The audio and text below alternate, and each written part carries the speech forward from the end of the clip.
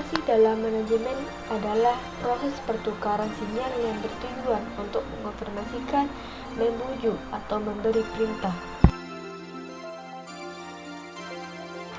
Komunikasi juga merupakan unsur penting dalam manajemen organisasi karena memiliki fungsi untuk menjembati tujuan organisasi dengan asal yang dicapai, mengadaptasi perubahan lingkungan organisasi, membangun dan memelihara hubungan antar pribadi, dan mendengarkan orang lain dan memperoleh informasi yang dibutuhkan. Manajemen komunikasi juga merupakan istilah yang mengacu pada aliran informasi dalam suatu perusahaan atau antar beberapa perusahaan. Manajemen komunikasi berfokus pada upaya menjangkau audiens target perusahaan dengan merencanakan dan menerapkan berbagai metode komunikasi. Beberapa tahapan dalam manajemen komunikasi adalah perencanaan komunikasi, distribusi informasi, pelaporan kinerja, dan pengelolaan stakeholder. Beberapa contoh komunikasi dalam manajemen di antara lainnya: yang pertama, rekan kerja mengobrol santai saat makan siang.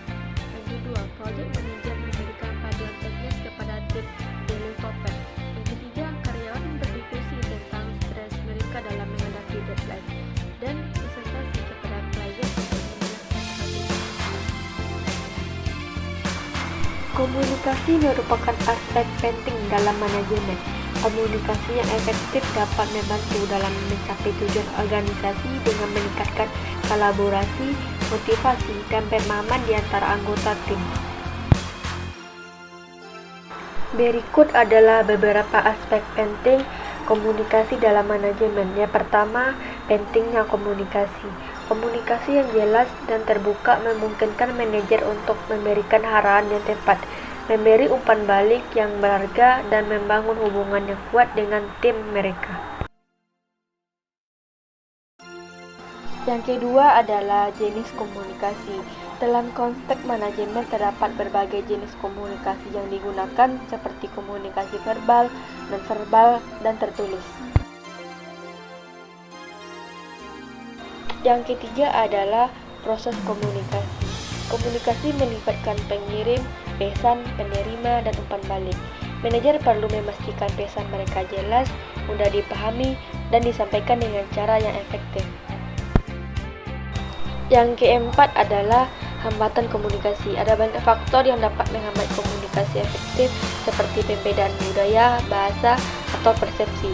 Manajer perlu mengenali dan mengatasi hambatan ini untuk memastikan pesan sampai dengan jelas. Yang kelima adalah teknik komunikasi efektif. Teknik seperti mendengarkan aktif, memberikan umpan balik yang konstruktif, dan menggunakan bahasa yang tepat dan meningkatkan efektivitas komunikasi.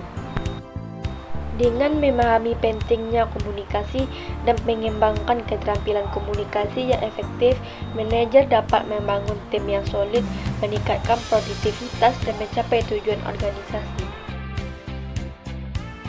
Adapun jenis-jenis komunikasi dalam manajemen, yang pertama, berdasarkan arah. Komunikasi vertikal. Informasi mengalir dari atas ke bawah atau dari bawah ke atas.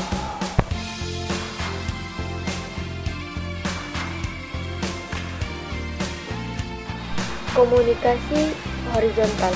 Komunikasi antar rekan kerja atau departemen dengan tingkat hierarki yang sama. Yang kedua adalah berdasarkan media. Verbal. Menggunakan kata-kata baik secara lisan maupun tertulis. Nonverbal, menggunakan bahasa tubuh, ekspresi wajah, atau gestur. Yang ketiga adalah berdasarkan formalitas. Formal, mengikuti saluran resmi organisasi. Informal, melalui jalur tidak resmi seperti percakapan santai.